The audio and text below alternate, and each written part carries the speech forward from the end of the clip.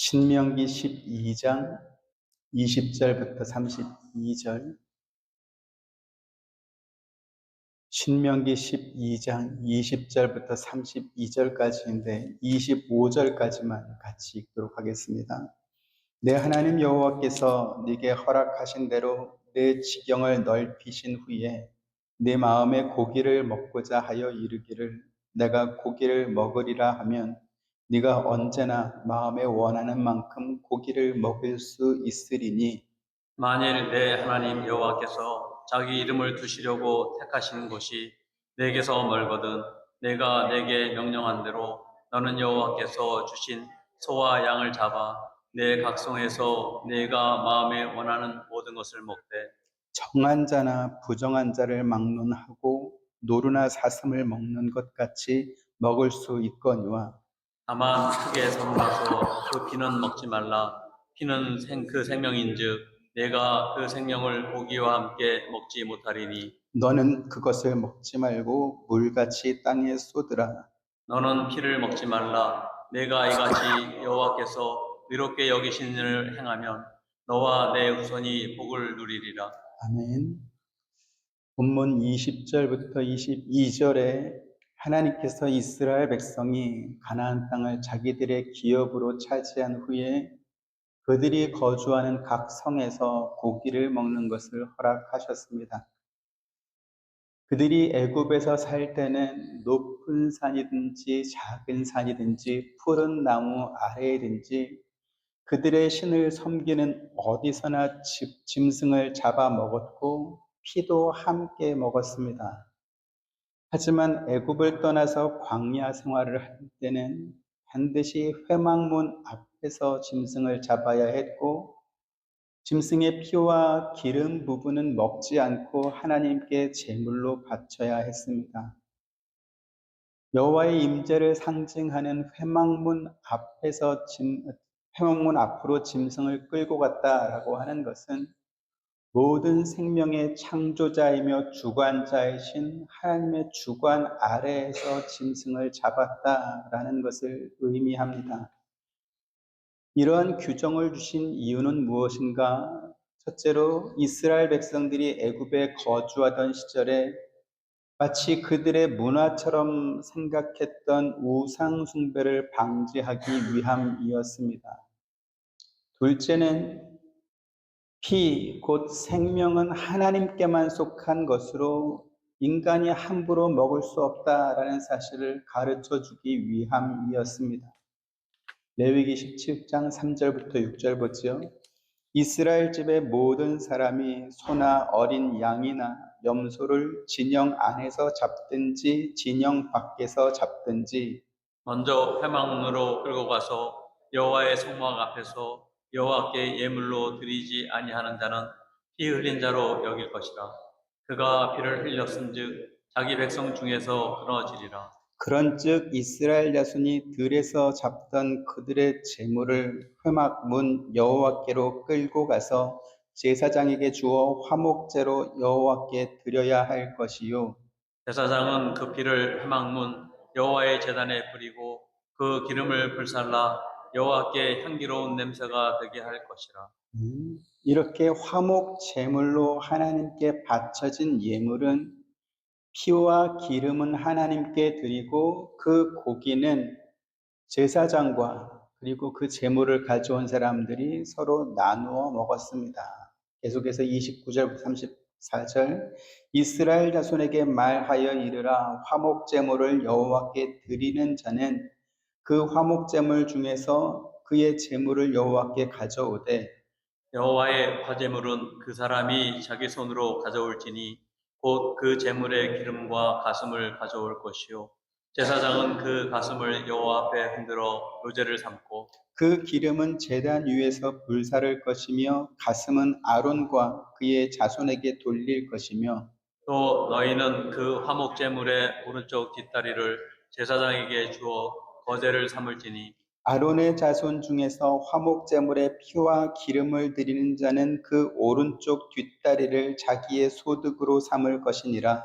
내가 이스라엘 자손의 화목 제물 중에서 그 흔든 가슴과 든 뒷다리를 가져다가 제사장 아론과 그의 자손에게 주었나니 이는 이스라엘 자손에게서 받을 영원한 소득이니라. 아멘.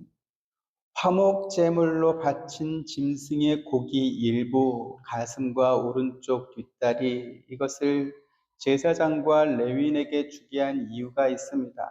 그건 뭐냐면 12절에 기록된 말씀과 같이 너희와 너희의 자녀와 노비와 함께 너희의 하나님 여호와 앞에서 즐거워할 것이요 내 성중에 있는 레위인과도 그리할지니 레위인은 너희 중에 분깃이나 기업이 없으니라 라고 하신 이 말씀을 실제로 지키게 하기 위함이었습니다. 하나님께 바쳐진 레위인은 땅을 기업으로 받지 못하고 다른 지파 형제들이 하나님께 바친 11조와 제물로 살아가게 했습니다. 그래서 화목 제물로 가져온 짐승의 고기 일부분을 제사장과 레위인에게 주어서 그것을 먹게 한 것이었죠. 그런데 가나안 땅에 들어온 후에는 성막에서 먼 곳에 거주하는 사람들이 그 짐승을 제단 앞까지 끌어오지 않고도 자기들의 뜻에 따라서 정한 짐승을 잡아서 먹을 수 있도록 허락하는 것을 오늘 성경에서 말씀하고 있습니다. 왜 그랬을까요?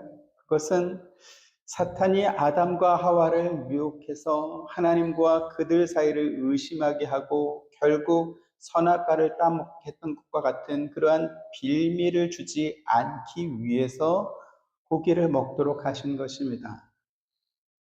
사탄은 첫사람이었던 아담과 하와 때부터 사람이 하나님을 오해하게 만드는 거죠. 하나님은 사람에게 기쁨과 즐거움을 주기 싫어하는 몰인정한 분인 것처럼 그렇게 몰아갔던 것입니다. 오늘 본문의 21절에 너는 여호와께서 주신 소와 양을 잡아 내 각성에서 네가 마음에 원하는 모든 것을 먹되 라고 분명히 말씀하셨습니다. 에덴 동산의 아담과 하와에게도 하나님께서는 동산 안에 있는 각종 나무의 열매를 먹고 싶은 대로 임의로 먹으라고 분명히 말씀하셨죠. 이처럼 하나님은 사람에게 자유와 기쁨과 행복을 주는 분이시지 사람의 자유를 제한하고 그들이 기뻐하고 행복하게 사는 것을 질투하거나 싫어하는 분이 아님을 우리는 성경을 통해서 알 수 있습니다. 레위기 22장 1절부터 16절에 보면 하나님께서 제사장 몫으로 주신 고기라도 그것을 먹을 수 있는 사람과 먹을 수 없는 사람을 구별하시면서 그 이유를 말씀하고 있습니다. 제사장에게 주어진 몫이라 할지라도 그것은 여호와께 드린 성물이기 때문에 부정한 사람은 먹지 못한다라는 것이죠.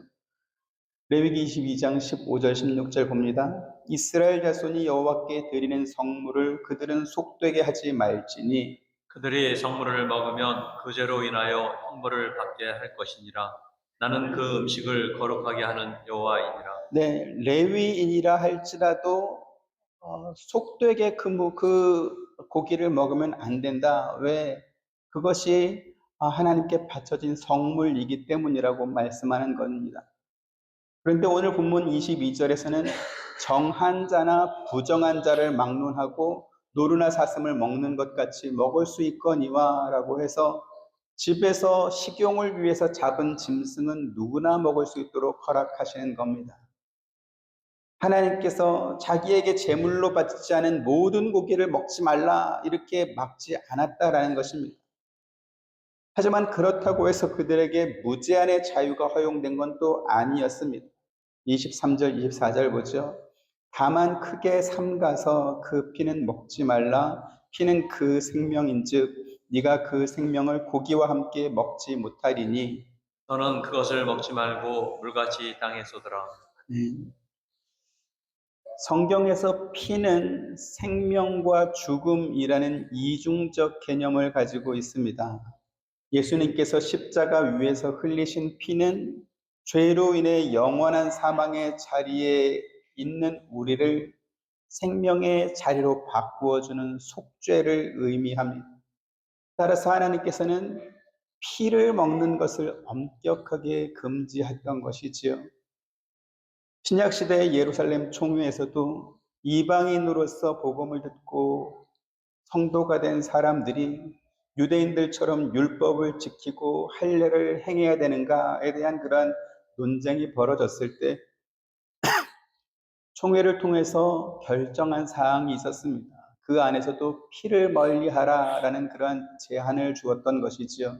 사도행전 15장 19절 20절 그러므로 내 의견에는 이방인 중에서 하나님께로 돌아오는 자들을 괴롭게 하지 말고 다만 우상의 더러운 것과 음행과 목 메어 죽인 것과 피를 멀리하라고 편지하는 것이 옳으니 네, 이방인들이 유대인처럼 율법에 기록된 모든 것을 다 지키라고 그렇게 괴롭게 하지 말고 그 중에 몇 가지 이것은 하지 않는 게 좋겠다라고 정해준 그 안에 피를 멀리하라, 피를 먹지 말라라는 내용이 있었습니다.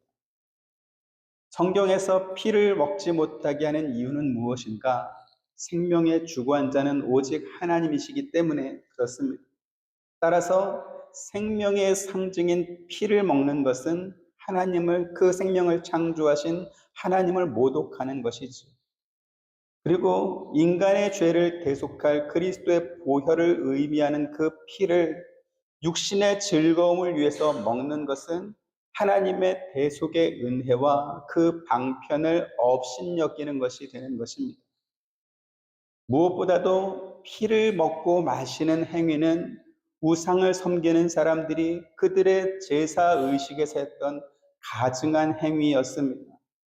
따라서 하나님의 거룩하심을 본받아야 할 이스라엘 백성이 이방인의 행위를 따라하는 것은 하나님의 거룩하심을 무시하는 그러한 것과 같다라는 것입니다.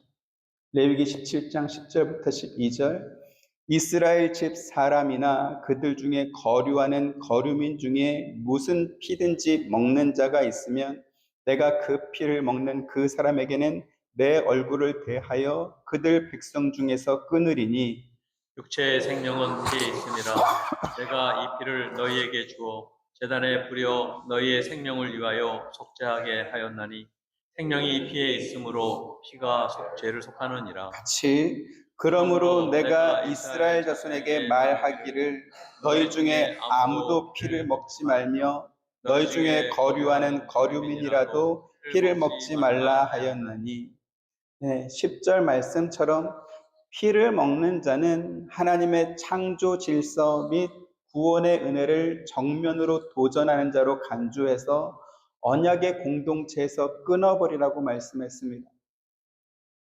그들이 광야에서 있을 때는 짐승을 회막에 정해진 곳으로 와서 잡았습니다. 그런데 가나안 땅에 들어와서는 먹을 만한 짐승을 사냥해서 잡기도 했습니다.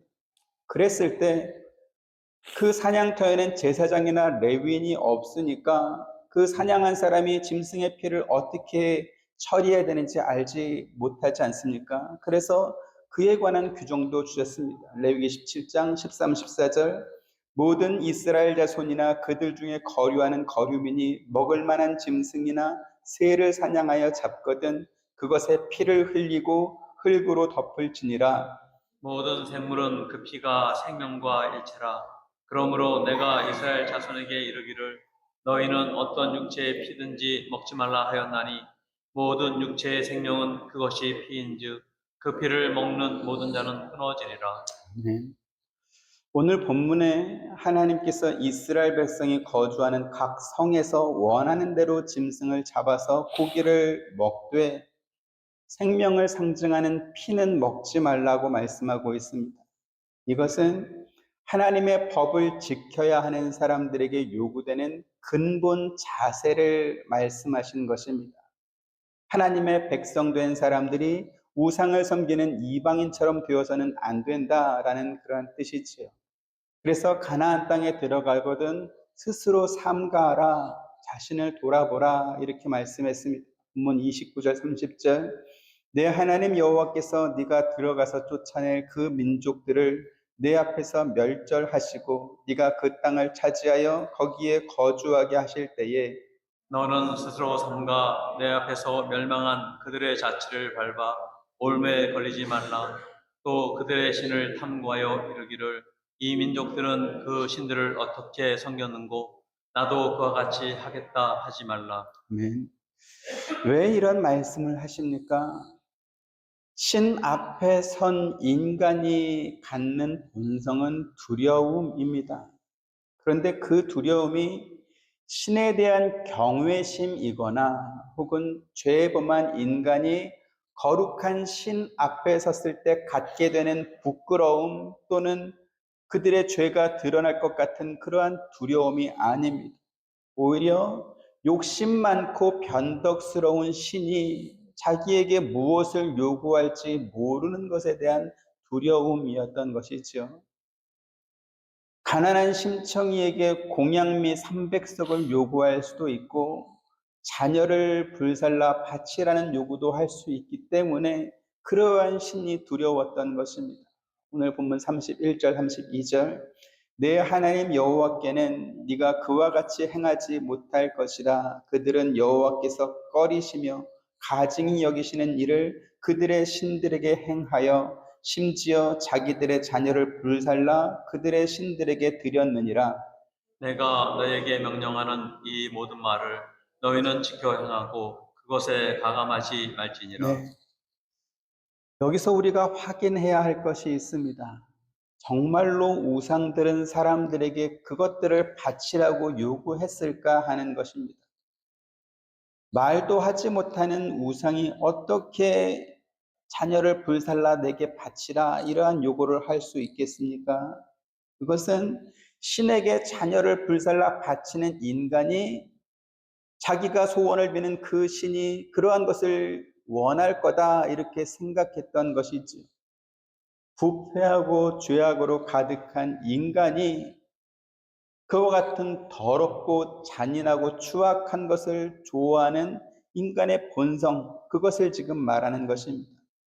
로마서 1장 21절부터 23절 하나님을 알되 하나님을 영화롭게도 아니하며 감사하지도 아니하고 오히려 그 생각이 허망하여지며 미련한 마음이 어두워졌나니 스스로 지혜 있다 하나 어리석게 되어 같이 썩어지지 아니하는 하나님의 영광을 썩어질 사람과 새와 짐승과 기어다니는 동물 모양의 우상으로 바꾸었느니라.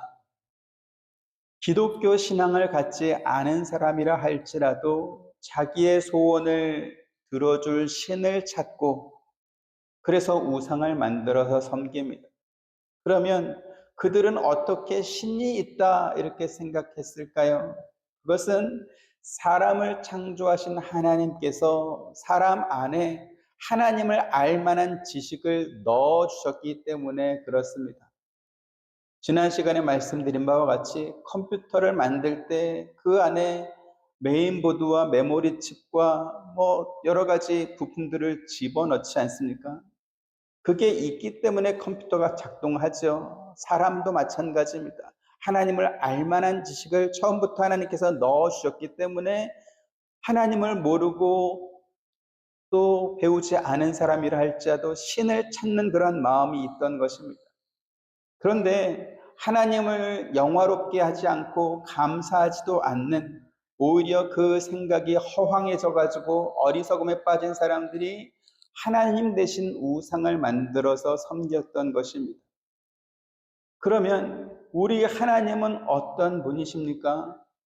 가난한 사람에게 감당할 수 없을 만큼 많은 돈을 요구하거나 혹은 자기의 자녀라도 불태워서 바치라고 하는 그러한 잔인한 신일까 하는 것입니다. 마태복음 7장 7절부터 11절 봅니다. 구하라 그리하면 너희에게 주실 것이요 찾으라 그리하면 찾아낼 것이요 문을 두드리라 그리하면 너희에게 열릴 것이니 구하는 이마다 받을 것이요 찾는 이마는 찾아낼 것이요 두드리는 이에게는 열릴 것이니라. 너희 중에 누가 아들이 떡을 달라 하는데 돌을 주며 생선을 달라 하는데 뱀을 줄 사람이 있겠느냐? 같이 너희가 악한 자라도 좋은 것으로 자식에게 줄 줄 알거든 하물며 하늘에 계신 너희 아버지께서 구하는 자에게 좋은 것으로 주시지 않겠느냐. 네. 지금 이 말씀은 우리가 무엇이든지 하나님께 구하면 하나님이 다 들어주신다. 그러니까 우리는 기도해야 할 어떤 이유와 또 근거가 있다, 그러한 의미로 주신 말씀이 아닙니다. 대단히 많이 오해되고 있는 성경 구절이기도 한데, 이 말씀을 근거로 우리가 뭐든지 하나님께 구할 수 있다, 이렇게 해석하면 안 되고요. 우리의 기도를 들으시는 하나님이 누구이신지 그분의 존재와 성품을 가르쳐 준 말씀입니다. 한마디로 하나님이 우리 아버지시다, 그 말씀을 지금 한 것입니다. 우리가 자식을 기르면서 경험하지 않습니까? 우리가 자녀이던 때는 갖고 싶은 것이 있을 때 부모님께 떼를 써야 그나마 조금이라도 내가 원하는 것을 얻을 수 있다, 그렇게 생각을 했습니다. 제가 중학교 2학년 때 교복 자율화가 됐습니다. 그전에는 교복, 신발, 모자, 그 가방, 모든 게 이제 통일됐지만 교복 자율화가 되니까 자기가 원하는 옷, 자기가 원하는 가방, 신발 이렇게 신고 학교에 오게 된 거죠. 그렇게 되니까 어떤 일이 벌어졌냐면, 그 당시에 이제 나이키, 프로스펙스, 아디다스 같은 그러한 중저가, 지금은 중저가지만 그때는 대단히 고가였습니다. 나이키 신발 신고 프로스펙스 가방 메고 아디다스 체육복 입고 학교에 오는 친구들이 그렇게 부러웠습니다. 너도 나도 그렇게 하고 오니까 저도 나이 어린 학생인데 왜 그런 마음이 없겠어요. 그래서 부모님께 저도 나이키 신발 좀 사주세요, 이렇게 부탁을 드렸습니다. 네, 개척교회 가시면서 집에 쌀이 없던 때도 있었는데 나이키 신발을 어떻게 사주겠습니까? 네, 하도 나이키 신발, 프로스펙스 가방 이걸 입에 달고 사니까 어느 날 어머님이 시장에 가서 그 중간쯤 되는 어떤 걸 사왔습니다. 아, 곰방대 같이 생긴 모양의 스펙스, 프로스펙스는 게 두 개 달렸는데 스펙스가 하나거든요. 곰방대 같은 스펙스 운동화를 사가지고 저희한테 준 겁니다. 비슷하다 이러면서. 하나도 안 비슷한데 어머님 눈에는 그게 비슷하게 보였던 것 같습니다. 정말로 그러면 부모가 자녀가 떼를 써야만 그나마 자녀가 원하는 일부라도 이렇게 들어줄까 하는 것입니다. 자녀가 원하지 않으면, 구하지 않으면 아무것도 해주지 않습니까? 그렇지 않습니다. 마태복음 말씀에 너희가 악한 자라도 좋은 것으로 자식에게 줄 알거든 하물며 하늘에 계신 너희 아버지께서 구하는 자에게 좋은 것으로 주지 않겠느냐, 이렇게 말씀한 것입니다. 저희 부모님은 저에게 나이키 신발을 사줄 만한 경제력이 그때는 없었습니다. 지금은 뭐 그 이상도 사줄 수 있겠죠. 그러면 하나님은 능력이 없어가지고 우리가 구하는 걸 못 주겠습니까? 그런 분은 절대 아닙니다. 부모의 눈은 언제나 자식을 향해 있습니다. 자식이 요구하지 않아도 부모는 자식에게 필요한 것을 준비해주고 자식을 위해서는 목숨도 내놓을 수 있는 분이 바로 부모입니다.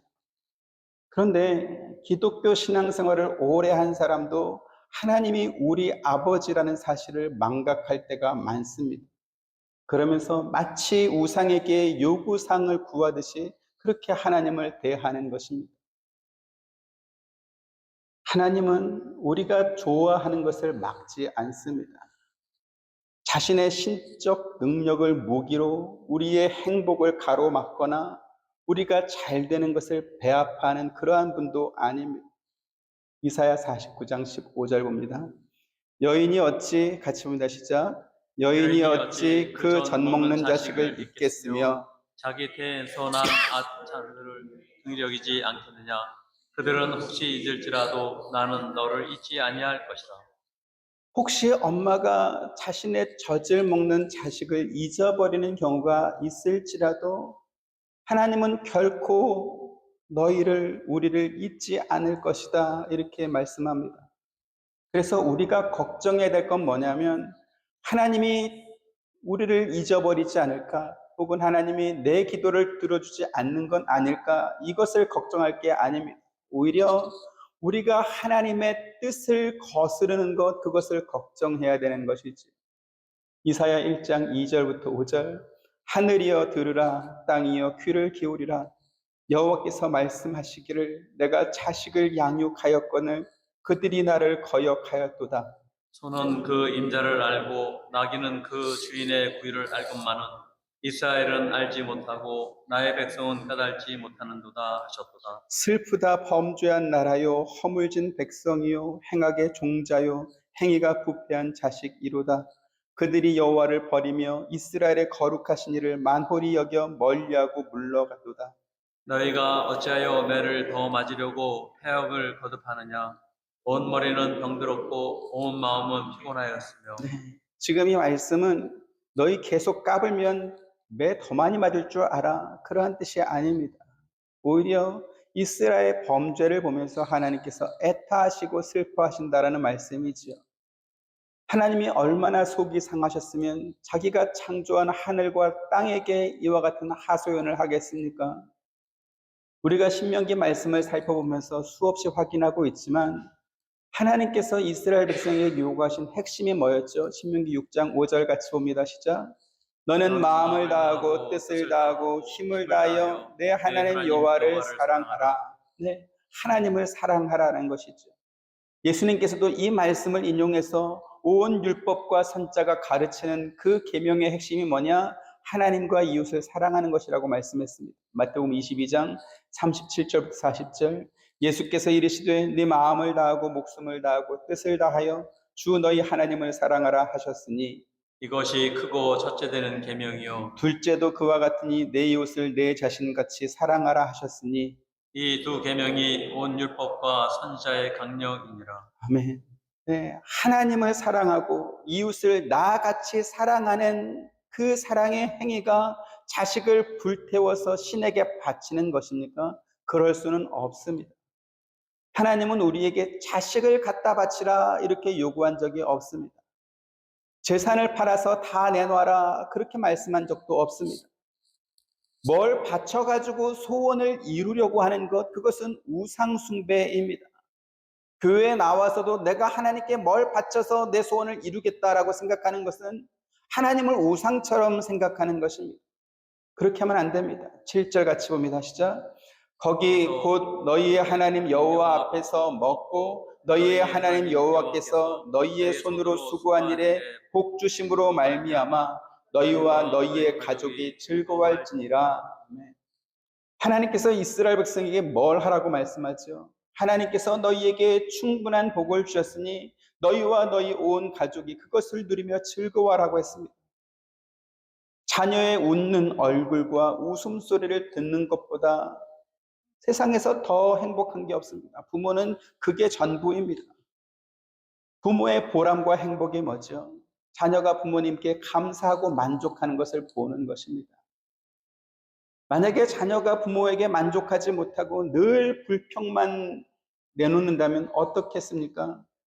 심지어 그 자녀가 부모가 있음에도 불구하고 다른 사람을 자기 부모처럼 여기면 어떨 것 같습니까? 세상에서는 자기의 입신양명과 부귀영화를 위해서 그러한 선택을 하는 자녀들이 종종 있을 것입니다. 하지만 그것은 그 사람을 낳아준 부모를 무시하는 배은망덕한 행위입니다. 하나님께서 이스라엘 백성에게 말씀하는 것이 바로 그런 내용이죠. 신명기 4장 33절, 35절. 어떤 국민이 불 가운데서 말씀하시는 하나님의 음성을 너처럼 듣고 생존하였느냐?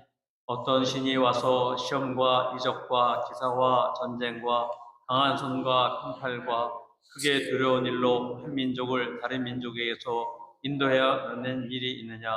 이는 다 너희의 하나님 여호와께서 애굽에서 너희를 위하여 너희의 목전에서 행하신 일이라. 같이 이것을 네게 나타내심은 여호와는 하나님이시요 그 외에는 다른 신이 없음을 네게 알게 하려 하심이니라. 아멘. 하나님께서 그들을 어떻게 애굽에서부터 가나안까지 인도하셨는지 살아있는 그들의 인생 자체가 증거이고 그들이 증인입니다. 하나님께서 그들을 위해 하신 일이 한두 개입니까? 셀 수 없이 많습니다. 그렇다면 이제 그들은 뭘 해야 되죠? 하나님께서 말씀하신 대로 그들은 하나님을 사랑하고 같은 마음으로 이웃을 사랑하며 살아야 할 것입니다. 부모가 자녀에게 바라는 게 큰 게 없습니다. 자녀가 잘 되는 것을 바랍니다. 훌륭하게 자라는 것입니다. 훌륭해지라는 것은 유명해지고 돈을 많이 벌라 그러한 뜻이 아니지요. 고마움과 감사를 알고 자기만이 아니라 부모와 형제와 이웃을 돌아볼 줄 아는 마음이 넉넉하고 따뜻한, 그래서 어딜 가든지 참 그 사람 부모에게서 잘 배웠네, 그러한 말을 듣는 사람이 되라는 것입니다.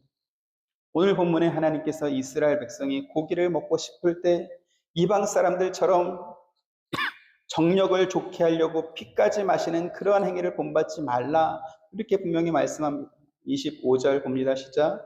너는 피를 먹지 말라. 네가 이같이 여호와께서 의롭게 여기시는 일을 행하면 너와 내 후손이 복을 누리리라. 지금은 없을 거로 생각을 하지만 제가 중학교 다닐 때만 해도 사슴 농장 가서 사슴 피 마시고 고음 농장 가서 옹담 먹는 사람들이 있었습니다. 그게 정력에 좋고 건강에 좋다고 하니까 쫓아하는 사람들이 생겼던 것이죠. 그런데 세상에서 아무리 좋다고 떠들어대도, 그리고 그것을 따라하는 사람이 많다고 해도 하나님의 자녀인 우리가 해야 할 일이 있고 하면 안 되는 일이 있습니다. 하나님께서 성경에 피를 먹지 않는 것은 여호와께서 의롭게 여기시는 일이라고 말씀합니다. 지금 이 말씀은 상당히 이례적입니다. 금지된 무언가를 하지 않는 것은 법을 지켰다라는 면에서 의미가 있지만 그것을 지켰다고 해서 그것이 의로운 일로 여겨지지는 않기 때문에 그렇습니다. 예를 들어서 무단횡단을 하지 않았다. 그건 의로운 일입니까? 과속이나 음주운전을 하지 않았다. 그건 의로운 일입니까? 마약이나 각종 중독에 빠지지 않는 것이 본인의 건강을 위해서 잘하는 것이긴 하지만 그걸 의롭다고 말하는 사람은 없습니다. 그러면 왜 하나님께서는 피를 먹지 않는 것을 의롭게 여기시는 일이라고 말씀했을까요? 설교 서두에도 말씀드린 바와 같이 피는 생명을 의미하고 그리스도의 십자가 대속을 상징하기 때문에 그렇습니다. 하나님께서 피를 먹지 말라고 하신 말씀에 순종하는 것은 하나님의 구원 계획과 예수 그리스도께서 죽기까지 순종하신 것을 믿고 따르는 것을 의미합니다. 그래서 하나님께서는 적극적으로 의로운 행위를 한 것이 아니고 피를 먹지 말라고 하는 방어적 명령에 순종하는 것까지도 의롭게 여기셨던 것입니다. 하나님께서 우리에게 요구하는 것은 우리가 하나님의 거룩하심을 닮아가는 것입니다. 그리고 우리의 삶을 스스로 유익하게 하는 것입니다. 다시 말씀드려서 죄에 범하면 처벌하겠다 이러한 것이 아니라는 것이죠. 미국의 FDA처럼 식품의약품안정청이라는 곳이 있습니다. 거기에서는 건강에 도움이 된다고 생각해서 생녹용과 사슴피와 사슴 고기를 먹는 사람들이 있는데, 그 날 것 그대로 섭취한 그러한 사람들이 있는데 상당히 주의가 요망된다, 이렇게 공문으로 만들어서 배포했습니다. 사슴피나 생녹용이나 사슴 생고기를 먹으면 결핵이나 기생충 감염이나 혹은 E형 간염에 걸릴 위험이 크다라고 하면서 절대 먹으면 안 된다, 이렇게 공문을 내려보낸 거죠. 식약청이 그렇게 말한 근거가 있습니다. 뭡니까? 과학적인 검증을 해보니까 그 사슴의 생녹용과 피와 고기 안에서 그 독특한 세균이 발견됐기 때문에 그렇습니다. 우리가 2020년도에 경험했던 그 코로나 바이러스도 중국 우한에서 야생 박쥐에 의해서 코로나에 감염된 천산갑이라고 하는 그 고슴도치도 아니고 하여간 희한한 짐승이 있는데, 그 고기를 시장에서 사서 먹은 그 사람들로 인해서 발병이 된 것 아니겠습니까? 하나님께서 짐승의 피를 먹지 말라고 하신 것은 그것을 위반한 사람을 처벌하겠다라는 그런 목적보다는 인간의 생명과 건강에 그것이 유익하기 때문에 그런 것입니다. 그리고 그와 같은 원리는 하나님께서 주신 모든 율법에 똑같이 적용이 됩니다. 마태복음 12장 1절부터 7절 봅니다. 그때 예수께서 안식일에 밀밭 사이로 가실새 제자들이 시장하여 이삭을 잘라 먹으니 바리새인들이 보고 예수께 말하되 보시오 당신의 제자들이 안식일에 하지 못할 일을 하나이다. 예수께서 이르시되 다윗이 자기와 그와 함께한 자들이 시장할 때 한 일을 잃지 못하였느냐. 그가 하나님의 전에 들어가서 제사장 외에는 자기나 그와 함께한 자들이 먹어서는 안 되는 진설병을 먹지 아니하였느냐. 또 안식일에 제사장들이 성전 안에서 안식을 범하여도 죄가 없음을 너희가 율법에서 읽지 못하였느냐. 내가 너희에게 이르노니 성전보다 더 큰 이가 여기 있느니라. 같이 나는 자비를 원하고 제사를 원하지 아니하노라 하신 뜻을 너희가 알았더라면 무죄한 자를 정죄하지 아니하였으리라. 안식일을 지키는 법을 놓고 바리새인과 예수님 사이에 논쟁이 벌어졌습니다. 바리새인들의 주장은 뭡니까? 예수님과 제자들이 안식일을 정확하게 지키지 않았기 때문에 처벌받아야 된다라는 것이죠. 그에 대한 예수님의 답변은 뭐였죠? 하나님께서 안식일을 지키라는 법을 주신 이유는 사람을 살리라고 주신 것이지 죽게 내버려 두라고 주신 것이 아니라는 것입니다. 하나님께서 안식일을 주신 그 이유가 뭐라고 했습니까? 7절에 나는 자비를 원하고 제사를 원하지 아니하노라 하신 뜻을 너희가 알았더라면 무죄한 자를 정죄하지 아니하였으리라. 지난 시간에 이와 같은 내용을 우리가 확인한 바가 있습니다. 이사야 시대 사람들이 하나님께 항변했던 것이죠. 우리가 하나님 뜻을 알고 싶어서 하나님을 찾아오고 율법도 잘 지키고 심지어 주기적으로 금식도 하는데 왜 하나님은 자기들의 기도를 듣지 않느냐라는 것이었습니다. 그러자 하나님께서 그들에게 이렇게 답변했죠. 이사야 58장 4절부터 7절 보라 너희가 금식하면서 논쟁하며 다투며 악한 주먹으로 치는도다. 너희가 오늘 금식하는 것은 너희의 목소리를 상달하게 하려는 것이 아니라 이것이 어찌 내가 기뻐하는 금식이 되겠으며 이것이 어찌 사람이 자기의 마음을 괴롭게 하는 날이 되겠느냐. 그의 머리를 갈대같이 숙이고 굵은 배와 재를 펴는 것을 어찌 금식이라 하겠으며 여호와께 연락될 날이라 하겠느냐. 내가 기뻐하는 금식은 흉악의 결박을 풀어주며 멍에의 줄을 끌어주며 압제당하는 자를 자유하게 하며 모든 멍에를 꺾는 것이 아니겠느냐. 또 줄인 자에게 내 양식을 나누어주며 유리하는 빈민을 집에 들이며 헐벗은 자를 보면 아프며 또 내 권력을 피하여 스스로 숨지 아니하는 것이 아니겠느냐. 네, 너희가 금식하는 이유가 뭐냐는 것입니다. 인간의 힘으로 할 수 없으니 하나님의 뜻과 인도하심에 순종하겠다라는 적극적인 행위가 금식 아니었냐는 것이죠. 그런데 금식한 사람이 사람들과 논쟁하고 금식하고 싸우고 금식하고 악한 마음을 품고 사람을 때린다면 그러면 그 금식은 도대체 왜 했냐라는 것이죠.